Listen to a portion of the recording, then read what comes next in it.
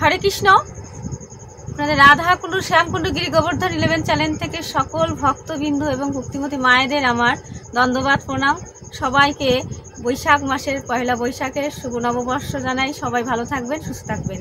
এবং আজকে আমরা জানবো যে পয়লা বৈশাখ অবশ্যই অনেকেই গঙ্গা স্নান করেছে, এবং আজকে বলবো যে পুরো বৈশাখ মাসটায় আপনারা যে গঙ্গা স্নান করবেন, এই গঙ্গা স্নানের মাহাত্ম্য, এবং গঙ্গা স্নান করলে কি আমাদের সমস্ত পাপ ক্ষয় হয়ে যায় এবং আমরা অবশ্যই কি বৈকুণ্ঠ লাভ করতে পারবো, এই নিয়ে আমার বিশেষ আলোচনা। অবশ্যই মা আপনারা আমার সাথে আছেন, অবশ্যই সম্পূর্ণ ভিডিওটি দর্শন করবেন এবং অপরকে উৎসাহিত করবেন। আপনাদের আশীর্বাদ আমার একান্তই কাম্য। রাধে রাধে। তাহলে আমরা আজকে জানবো গঙ্গা দেবীর মাহাত্ম্য। তো গঙ্গা দেবীর মাহাত্ম্য অপরসীম। তো গঙ্গা দেবীকে আমরা অবশ্যই স্মরণ করলেই আমাদের পাপ মোচন হয়ে যায়।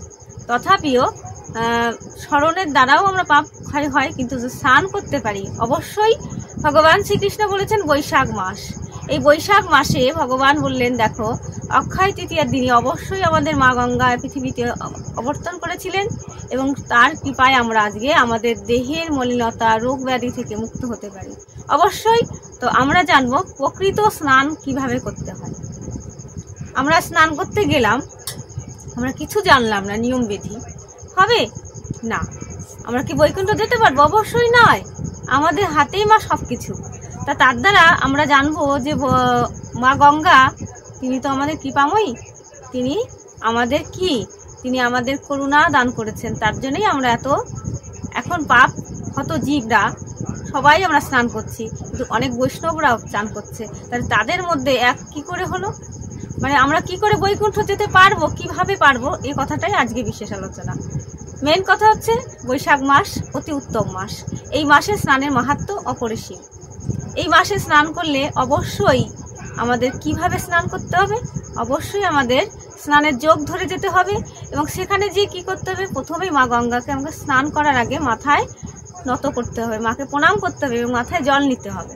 তারপরে আমরা অবশ্যই জলে স্নান করার উদ্দেশ্যে অনেক সামগ্রী লাগে, আপনারা অবশ্যই জানেন। সেগুলো নিয়ে আপনারা জলে মা গঙ্গা দেবীকে পূজা করবেন, সাদা বাতাসা দেবেন, নৈবেদ্য আদি সবাই যা যেটা যেমন সাধ্যের আছে আপনাদের অবশ্যই দেবেন। এবার সেখানে যে আমরা অবশ্যই প্রথম কাকে প্রণাম করব, যদি প্রাতকালে যাই অবশ্যই সূর্যদেবকে প্রণাম জানাতে হবে। তারপর আমাদের মা গঙ্গা দেবীকে বলতে হবে, মা গঙ্গা দেবীকে করো জোরে প্রণাম করে আপনারা বলবেন প্রণাম মন্ত্র, অবশ্যই আপনারা জানেন, তবুও আমি বলছি। বলবেন সদ্য পাতক সংহন্তি সদ্য দুঃখ বিনাশিনী সুখদা মোক্ষদা গঙ্গা গঙ্গেব পরমাগতি।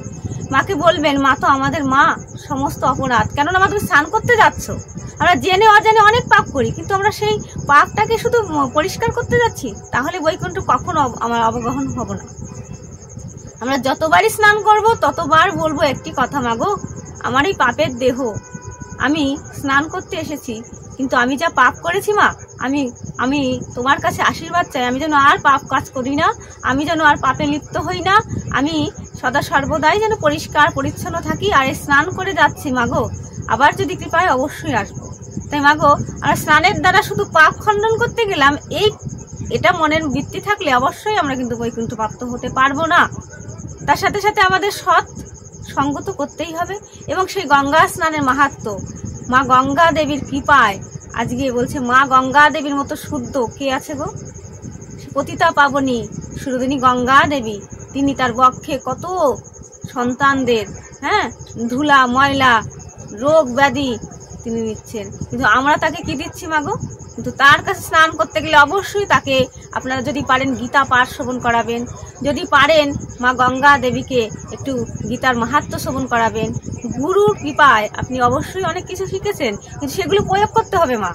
তাই মাগো মা গঙ্গা দেবীর গুরুত্ব এতটাই অপরিসীম, তাই আপনি যতটা পারবেন এই বৈশাখ মাস কাছে থাকলে অবশ্যই ঘন ঘন গঙ্গা স্নান করবেন, ঘন ঘন গঙ্গার তীরে যে গীতা পাঠ করবেন, গঙ্গার তীরে যে আপনি নাম জপ করবেন, গঙ্গা দেবীকে শুনান একটু হরিনাম, আপনার থেকে চাই।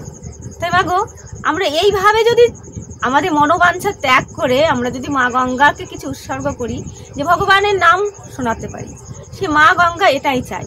এবার এইভাবে আমরা নিয়মিতভাবে পরিষ্কারভাবে মনে কোনো দ্বিধা না রাখবো, সঠিক পথে হাঁটবো, এবং মা গঙ্গাকে আমরা বছরে একবার পারলেও কিন্তু যে ফল পাবো, বারবার স্নান করলে শুধু পাপ খণ্ডন হবে না, আপনার গোবিন্দের কৃপা অবশ্যই হবে এবং আপনি মা গঙ্গার সাথে নিজেকে তুলনা করবেন না। যে মা গঙ্গা পতিতা পাবনী সুরধনী গঙ্গা, তিনি কি করেছেন আমাদের মতো অধমকে আজকে মুক্তি, আমাদের ভক্তি আমার মা গঙ্গা শিখিয়ে দিয়েছে। দেখো মা গঙ্গা কত সহ্য করে, সহনশীল, তাই না?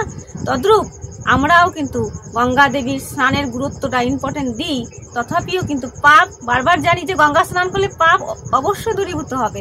নয়, আমি গঙ্গায় স্নান করতে যে নিজে আগে শুদ্ধ হয়ে মা গঙ্গাকে কাছে জিজ্ঞাসা করবো, হে মা গঙ্গা, তুমি তো পতিতা পাবনি, আমার যত পাপ আছে তুমি হরণ করে নাও এবং আমি যেন সৎপথে থাকি এবং আমার যেন পরম গতি হয় কোথায়, আমি যেন মানুষ করে না ফিরে আসি, আমি যেন আমার শিব ও বিষ্ণুর পদপদ্মে আমার বৈকুণ্ঠ ধামে প্রাপ্ত হই এবং আমি সেখানে একটা ফুল হয়ে জন্ম নিতে পারি, একটা পশু হয়ে, পাখি হয়ে, কীট হয়ে আমাকে তুমি জন্ম দিও, কিন্তু আমি আর এই ধরাতে আসতে চাই না এবং সদা সর্বদাই যেন মুখে হরিরাম হরে নাম করতে থাকি।